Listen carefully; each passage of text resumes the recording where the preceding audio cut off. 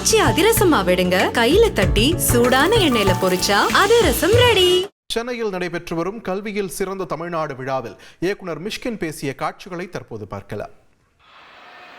இந்தி போராட்ட சமயத்தில் ஒரு கையெழுத்து பிரதியை அடிக்கடி அண்ணா படிச்சாராம். படிச்சுட்டு யார்ப்பா ஒரு அழகா எழுதுறா, அந்த இளைஞரை நான் மீட் பண்ணணும்னு சொன்னாராம். அவரை பிடிச்சிட்டு கூட்டி நிறுத்தினாங்களாம். அண்ணா பார்க்கும்போது ஒரு 14 வயசு பையன் நின்றாராம். அவர் தான் மு. கருணாநிதி.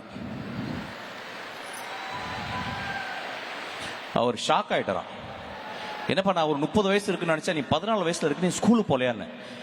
இல்லைங்க அண்ணா, நான் ஸ்கூலுக்கு போறது இல்லை அப்படின்னாராம். அதெல்லாம் வேணாம், முதல்ல நீ ஸ்கூலுக்கு போ, அதுக்கப்புறம் தான் அரசியல், அதுக்கப்புறம் தான் போராட்டம்னாராம். வீட்டுக்கு வந்துட்டாராம். அண்ணா சொன்னதை தட்ட முடியாது. ஆனால் வீட்டுக்கு யோசிச்சுட்டு, அண்ணா சொன்னதை தட்ட முடியாது, ஆனால் நான் தட்டுறேன், அது அண்ணாக்கு தெரியாமல் இருக்கணும். கடைசி வரைக்கும் ஸ்கூலுக்கே போகலையும்.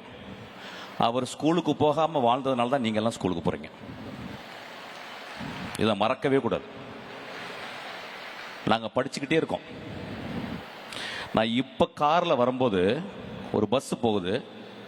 அந்த பஸ்ஸில் திருநங்கைகளுக்கும் திருநம்பிகளுக்கும் ஒரு திட்டம் அப்படின்னு இருக்கு, சிறகுன்னு ஒரு திட்டம். நாங்கள் 2 பேரும் அரசியலுக்கு அப்பாற்பட்டவங்க. ஆனால் அந்த குடும்பத்தில் தான் நாங்கள் எப்பயுமே இருக்கிறோம், எப்பயுமே கூட பழகிக்கிட்டே இருக்கோம். ரொம்ப ரொம்ப நீங்கள் எல்லாம் கொடுத்து வச்சவங்க. நாங்கள் ஸ்கூலில் படிக்கும்போது, கவர்மெண்ட் ஸ்கூலில் படிக்கும்போது எங்களுக்கு எந்த ஹெல்ப்புமே இல்லை. ரொம்ப ரொம்ப கஷ்டப்பட்டு ஒவ்வொரு வருஷமும் நாங்கள் படிக்கிறதுக்கு அவ்வளோ கஷ்டப்பட்டு வந்தோம்.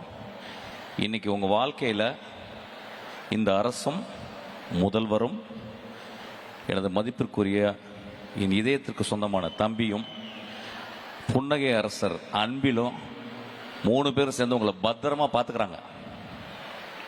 அதை மறக்கவே கூடாது. அவ்வளவு நல்ல திட்டங்களை உங்களுக்கு படிக்கிறதுக்காக சொல்றாங்க. நீங்க படிக்கணும். இனி வாழ்க்கையில் உங்களுக்கு எந்த முட்டுக்கட்டையுமே கிடையாது, எந்த முட்டுக்கட்டையும் கிடையாது.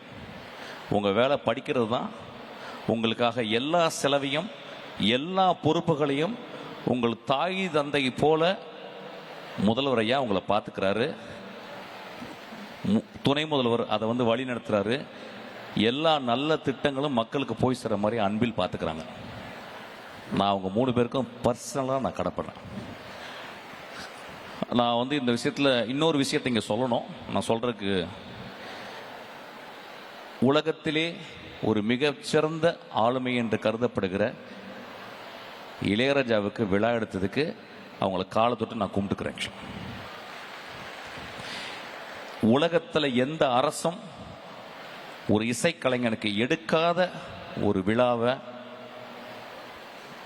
ஐயா முதல்வர் ஐயா எடுத்திருக்காரு.